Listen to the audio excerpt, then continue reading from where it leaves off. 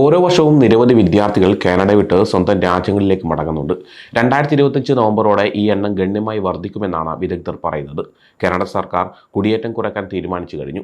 അതിനാൽ permanent residency നേടുന്നത് ഇപ്പോൾ വളരെ ബുദ്ധിമുട്ടാണെന്നാണ് വിദഗ്ധർ അഭിപ്രായപ്പെടുന്നത്. ഓഗസ്റ്റ് 2025 കണക്കുകൾ നോക്കുകയാണെങ്കിൽ സാധാരണയായി PR നേടാൻ എളുപ്പമുള്ള വഴിയായ PNP, അതായത് നോമിനേഷൻ പ്രോഗ്രാം വഴി 417 പേർക്ക് മാത്രമാണ് ക്ഷണം ലഭിച്ചത്.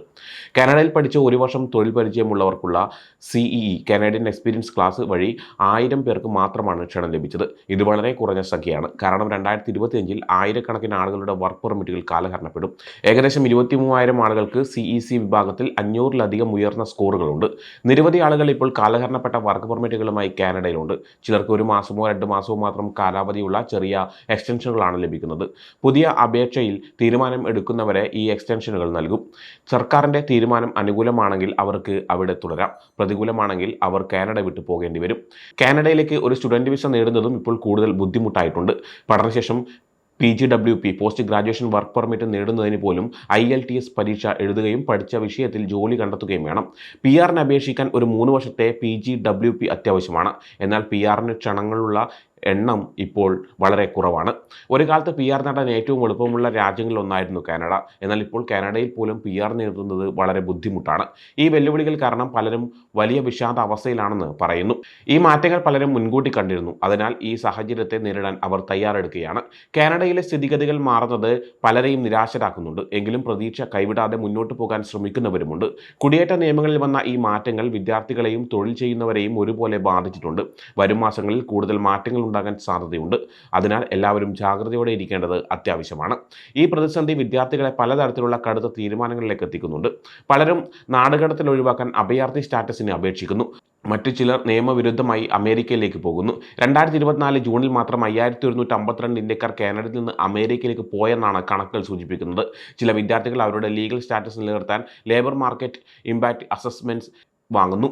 ഇതിന് ഏകദേശം 40,000 കനേഡിയൻ ഡോളർ വരെ ചിലവ് വരും. വർക്ക് പെർമിറ്റ് കിട്ടാൻ വൈകുന്നത് കാരണം പല വിദ്യാർത്ഥികളും നിയമവിരുദ്ധമായി ജോലി ചെയ്യുന്ന അവസ്ഥയുമുണ്ട്. കാനഡയിലെ സർക്കാർ താൽക്കാലിക താമസക്കാരുടെ എണ്ണം കുറയ്ക്കാൻ ശ്രമിക്കുകയാണ്. നിലവിൽ ഇത് ജനസംഖ്യയുടെ 7.1%. ഇത് 2026ഓടെ 5% കുറയ്ക്കാനാണ് ലക്ഷ്യമിടുന്നത്.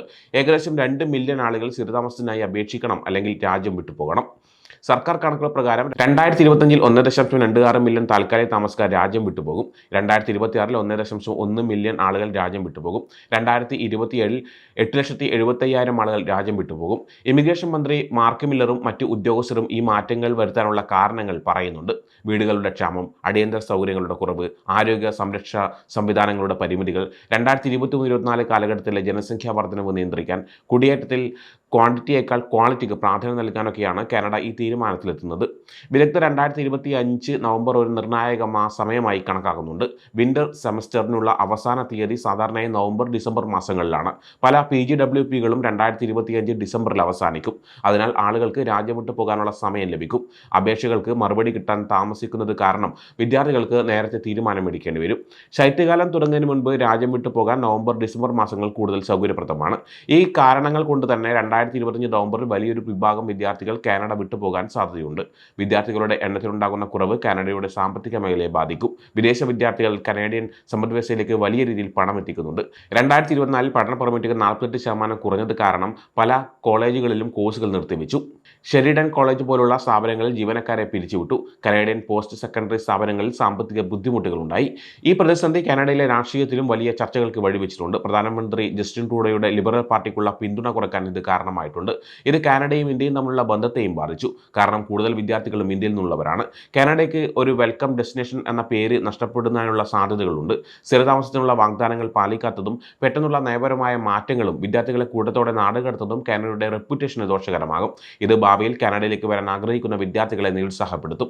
കാനഡ വിദേശ വിദ്യാർത്ഥികളെ സ്വീകരിക്കുന്നതിൽ നിന്ന് അവരുടെ എണ്ണം കുറയ്ക്കുന്നതിലേക്ക് മാറിയത് രാജ്യത്തിൻ്റെ ചരിത്രത്തിലെ തന്നെ ഏറ്റവും വലിയ കുടിയേറ്റ നയപരമായ മാറ്റമാണ്. ഏകദേശം 5 മില്യൺ താൽക്കാലിക പെർമിറ്റുകൾ 2025 അവസാനിക്കും. സർക്കാരിൻ്റെ കണക്കനുസരിച്ച് നിരവധി ആളുകൾ രാജ്യം വിട്ടു പോകാൻ സാധ്യതയുണ്ട്.